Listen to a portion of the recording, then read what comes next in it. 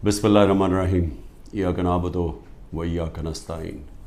मेरे पाकिस्तानियों, आज IMF के डेलीगेशन से मैंने मीटिंग की और मेरी टीम ने, और इस मीटिंग का मकसद जिस तरह सबको अंदाज़ा होगा, वो मीटिंग का मकसद ये था कि IMF एक 9 महीने के लिए एक प्रोग्राम लेके आ रहा है जिसको स्टैंड बाय एग्रीमेंट कहते हैं। ये क्यों लेके आ रहा है?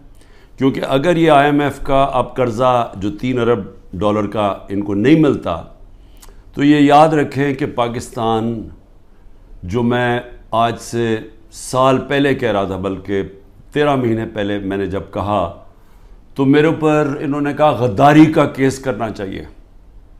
सारा शोर मच गया कि इमरान खान मुल्क के अंदर एक वो फ़िज़ा बना रहा है जिससे मुल्क की मैशत को नुकसान होगा। मैं ये कह रहा था कि जिस तरह ये हुकूमत जा रही है, पाकिस्तान को डिफ़ॉल्ट का खदशा है। डिफ़ॉल्ट का पहले मतलब समझ ले क्या है।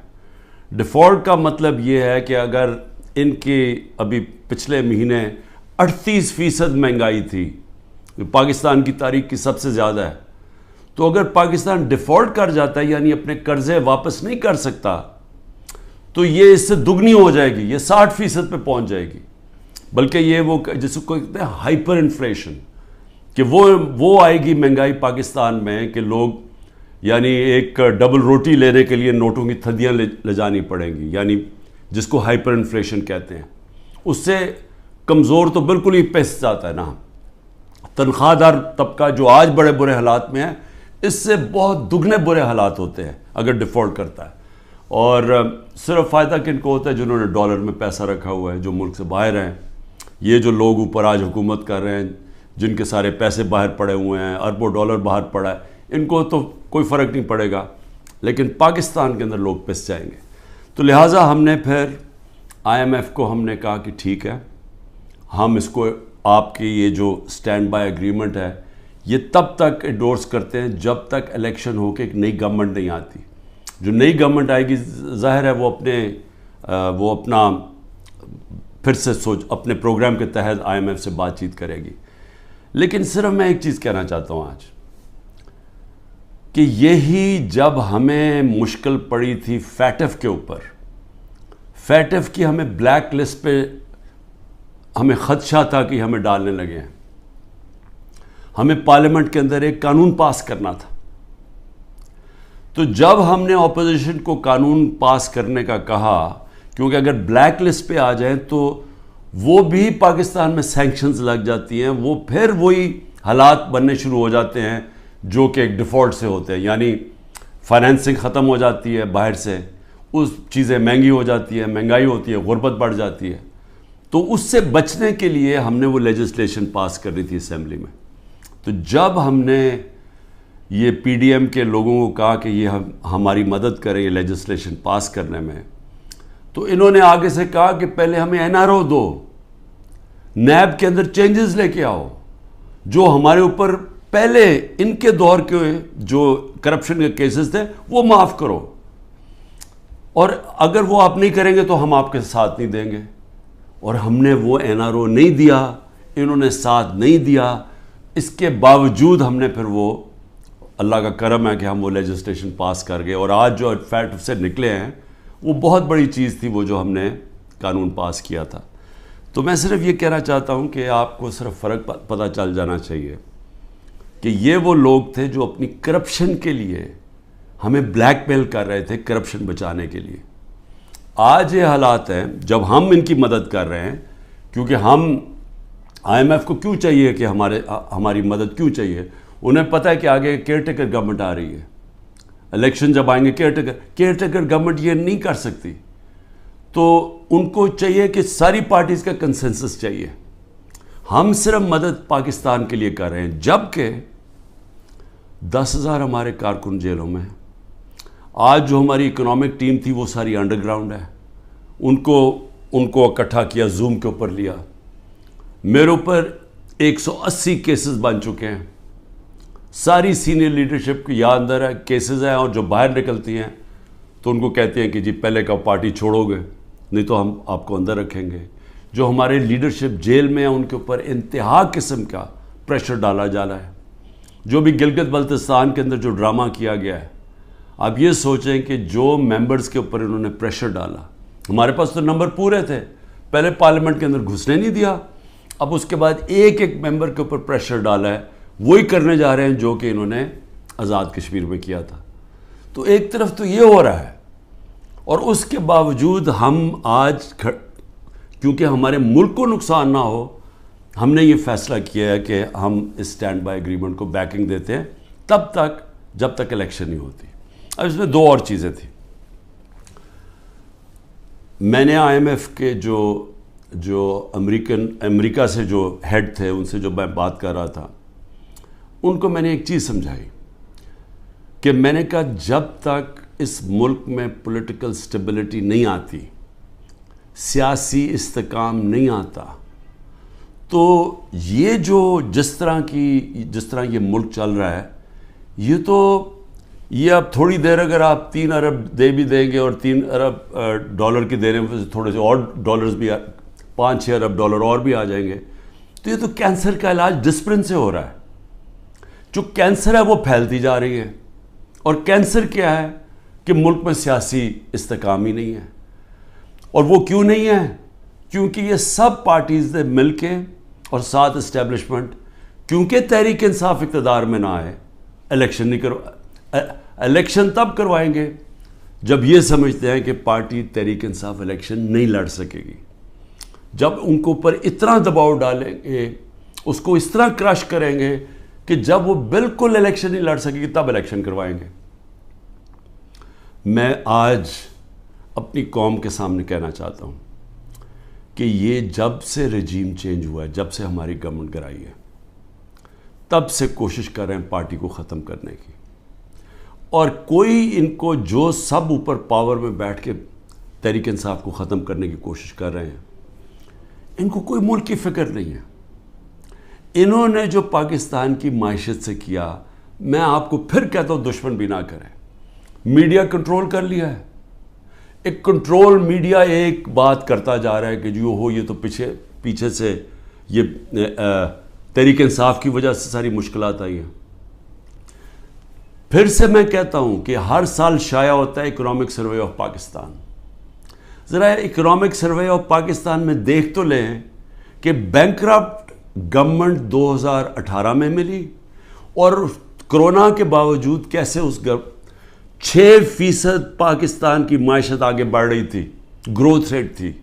2 آخری سالوں میں جو ایوریج تھی وہ 6% تھی. تو کتنی دفعہ پاکستان کی معیشت اتنی تیزی سے اوپر گئی ہے. انڈسٹری بڑھ رہی تھی, دولت میں اضافہ تھا, پر کیپٹا انکم بن رہی تھی, ٹیکس بڑھ رہے تھے, ایکسپورٹس بڑھ رہی تھیں, ریمیٹنسز بڑھ رہی تھیں. تو جب ایک ملک ترقی کر رہا تھا, اس گورنمنٹ کو گرا کے جس کو لے کے آئے ہیں, انہوں نے کیا ہے, انہوں نے ان کی جو پالیسیز تھیں, اور یہ ہمیشہ یہ ملک بینکرپٹ چھوڑ کے گئے ہیں. 99 میں بھی جب یہ نون لیگ گئی ملک بینکرپٹ تھا, 2018 میں بھی بینکرپٹ کر کے گئے, اور پھر آتے ساتھ ہی ایک اکانومی جو چل رہی تھی اس کو بینکرپٹ کر دیا. انہوں نے کیا انہوں نے پہلے بھی جب ایکسچینج ریٹ کو زبردستی روک دیا جب 2018 میں, تو ایکسپورٹس گر گئیں. انہوں نے روپے کو جب اوپر رکھا جو اس کی مارکیٹ ویلیو نہیں تھی, تو اسے ہوا کیا, امپورٹ سستی ہو گئی, ایکسپورٹس مہنگی ہو گئی, ایکسپورٹس گر گئی. جب ایکسپورٹس گریں ڈالر کی جب 3 گنا زیادہ جب امپورٹس ہو جائیں ایکسپورٹس کی, تو وہ ملک کیسے آگے ترقی کر سکتا ہے. تو تب بھی انہوں نے یہی کیا. اس بار آتے ساتھ ہی انہوں نے یہ نون لیگ نے پھر وہ کیا, روک دیا اس کو روپے کو گرنے سے. لیکن مصنوعی طور پہ جب آپ روکتے ہیں, اس کا کیا ہوا کہ ریمیٹنسز گرنی شروع ہو گئی, ایکسپورٹس گرنی شروع ہو گئی. پھر را مٹیریلز جو امپورٹ کرتے ہیں ہم انڈسٹری کے لیے, اس کو بند کر دیا. انڈسٹری نیچے جانی شروع ہو گئی, ٹیکس کلیکشن نیچے جانی شروع ہو گئی. 3 ارب ڈالر کا ہمیں مل رہا ہے اس وقت آئی ایم ایف سے اسٹینڈ بائی ایگریمنٹ پہ جو پیسہ آئے گا. 7 ارب ڈالر صرف 1 سال میں پاکستان کو نقصان ہوا ہے ایکسپورٹس کی کمی میں اور ریمیٹنسز کی کمی میں. ریمیٹنسز کی کمی میں کیوں ہوا؟ کیونکہ اتنا فرق پڑ گیا مارکیٹ میں، روپیہ کی قدر کدھر چلی گئی اور آفیشیل کدھر تھی کہ لوگوں نے بینکوں کے تھرو پیسہ نہیں بھیجا، دوسری طرح پیسہ بھیجنا شروع کیا، ہمارا ریمیٹنسز کم ہو گئی اور ایکسپورٹس کم ہونی تھی۔ جب انڈسٹری کے اوپر انہوں نے را مٹیریل بند کر دیا، ایکسپورٹس کم ہو گئی، تو $7 ارب کا ایک سال میں کمی آئی ان کے دور میں، جبکہ $3 ارب کا ہم اب قرضہ لے رہے ہیں۔ قرضے بڑھتے جا رہے ہیں، آمدنی سکڑتی جا رہی ہے۔ کوئی ملک چل سکتا ہے ایسے؟ اور کتنی دیر چلے گا؟ اور پھر اوپر سے سیاسی استحکام ہی نہیں ہے، لوگ ملک چھوڑ کے جا رہے ہیں، ملک سے ڈالرز باہر جا رہے ہیں۔ جب پروفیشنلز بھی باہر جا رہے ہیں اور ڈالرز بھی باہر جا رہے ہیں تو آگے کیا رہ گیا مستقبل پاکستان کا؟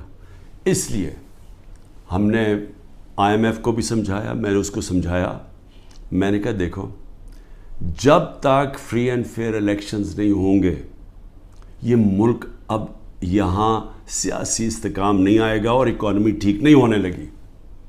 لیکن بدقسمتی کیا ہے کہ حکومت دوسری، یہ جو پالیسیز ہیں جو پاور میں بیٹھے ہیں وہ دوسری طرف جا رہے ہیں۔ بجائے صاف اور شفاف الیکشن کروا کے ایک سیاسی استحکام آئے، ایک ایسی حکومت آئے جو پبلک کی ووٹ سے آئے، پبلک کے مینڈیٹ سے آئے، 5 سال کے لیے آئے، وہ پھر مشکل فیصلے کرے۔ مشکل فیصلے کا مطلب اصلاحات کرے۔ اصلاحات تب ہوتی ہیں ملک میں جب پبلک ایک گورنمنٹ کے ساتھ کھڑی ہو، اعتماد رکھیں گورنمنٹ میں، تب مشکل فیصلے ہوتے ہیں۔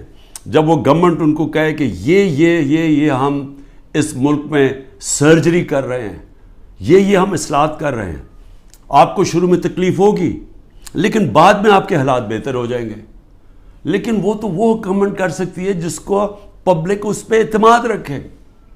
اب ان کے اوپر کس نے اعتماد رکھنا ہے؟ کیونکہ جو انہوں نے کہا کہ جی میں 200 سے کم روپیہ کروں گا، آتے ساتھی اس نے کہا $1 کم کروں گا، پہلے تو کہا 100 سے کم کروں گا، یہ سارے انہوں نے نعرے مارتے رہے، ہم مہنگائی کم کریں گے۔ مہنگائی بھی تاریخی، روپیہ بھی تاریخی طور پہ نیچے گرا۔ اس کے علاوہ جو انہوں نے وعدے کیے سب کے سامنے ہیں کہ کدھر کھڑے ہیں، لوگوں کے آج حالات کیا ہے۔ تو اب ان کے اوپر تو اعتماد آنے نہیں لگا۔ جو کوشش کی جا رہی ہے انجینئرنگ کی، وہ یہ لوگ پھر واپس آ جائیں گے۔ تحریک انصاف کو کوشش کی جا رہی ہے کہ اس کو ختم کیا جائے، تو اس سے تو سیاسی استحکام نہیں آنے لگا اور اس سے تو آگے کوئی ملک کا مستقبل ہی نظر آ رہا۔ تو لہٰذا ہم نے ان کو یہ ضرور کہا کہ دیکھیں جو آئین کہتا ہے، آئین کے مطابق الیکشن کروائے جائیں۔ آئین جو فنڈامنٹل رائٹس، بنیادی حقوق کی حفاظت کرتا ہے، وہ اس کو امپلیمنٹ کیا جائے۔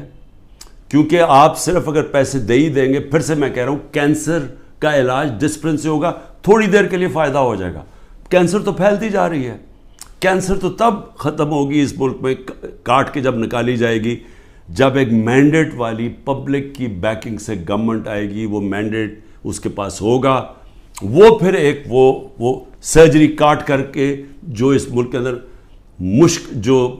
جو غلط چیزیں آ گئی ہیں، جو ہماری ملک کے اندر اصلاحات چاہیے ہیں، جو مشکل فیصلے چاہیے ہیں، جو رول آف لا، قانون کی بالادستی قائم کریں تاکہ ملک میں باہر سے انویسٹمنٹ آئے، سرمایہ کاری ہوگی تو دولت کے اندر اضافہ ہوگا، وہ دولت میں اضافہ ہوگا تو ٹیکس، یہ جو قرضے واپس کریں گے، وہ دولت میں اضافہ تو ہونے نہیں لگا اگر یہ جو آج جنگل کا قانون ہے، تو وہ سب کچھ اکٹھا جاتا ہے۔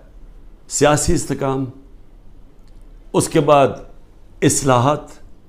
اصلاحات میں سب سے پہلی اصلاحات رول آف لا، قانون کی حکمرانی، یہ جو جنگل کا قانون ہے یہ ختم کیا جائے، اور اس کے بعد پھر سرمایہ کاری ہو، اور اس کے بعد اس ملک کے اندر دولت میں اضافہ ہو، اور اس کے بعد ہم اپنے قرضے واپس کریں اور خوشحالی آئے پاکستان میں، لوگوں کو نوکریاں ملیں، بے روزگاری ختم ہو، دولت میں اضافہ، لوگوں کو باہر نہ جانا پڑے، تو وہ تو شروع ہوگا صاف اور شفاف الیکشن سے۔ اور مجھے جو افسوس ہے اس وقت اور خوف آ رہا ہے کہ ابھی تک جو پر اقتدار میں بیٹھے ہوئے ہیں ان کا کوئی اور پلان بنا ہوا ہے، اور وہ جو پلان ہے وہ پاکستان کو تباہی کی طرف لے کے جا رہا ہے۔ آخر میں ہم نے IMF کو یہ بھی کہا کہ اس وقت ہمارا جو کمزور طبقہ ہے شدید مشکلات میں ہے، اور اس وقت یہ جو پروگرام آپ دیں اس کے اندر ان کا خاص دھیان رکھا جائے. صحت کارڈ کو کئی کی جگہ ختم کیا جا رہا ہے.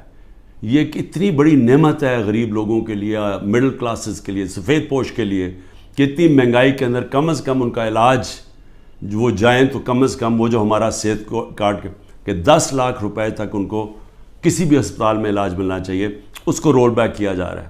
اور دوسری چیز ٹارگٹ سبسڈی جو ہم لانے لگے تھے کہ بجائے آپ سبسڈائز ایسے کریں کہ پٹرول وہ عمران خان بھی اتنی قیمت کا خریدے اور ایک بیچارہ غریب آدمی بھی اتنے خریدے یا رکشہ والا بھی, ایسا نہیں ہونا چاہیے. ٹارگٹ سبسڈی ہونی چاہیے جو ہمارا پلان بنا ہوا تھا اور ہم پوری تیار کیا ہوا تھا کہ ہر طبقے کے لیے جو نچلا طبقہ ہے اس کی حفاظت کی جائے, اور جو پیسے والے لوگ ہیں وہ اتنا جو پیسے دے سکتے ہیں وہ پوری قیمت دیں. لیکن اگر آپ کم قیمت کریں گے تو سب کے لیے وہ قیمت نہ ہو. نچلے طبقے کو سستی دیں اور جو پیسے دے سکتے ہیں وہ پوری قیمت دیں, جو ساری دنیا میں ہوتا ہے. یہ پلان بھی بڑا ضروری ہے نچلے طبقے کو موجودہ مہنگائی سے ان کی حفاظت کرنے کے لیے. یہ بھی ہم نے اپنی بات کی ہے. ہوتا یا نہیں میں نہیں جانتا. آخر میں صرف اپنے پاکستانیوں کو کہنا چاہتا ہوں کہ دیکھیں, آپ سب کے لیے بڑا ضروری ہے سمجھنا.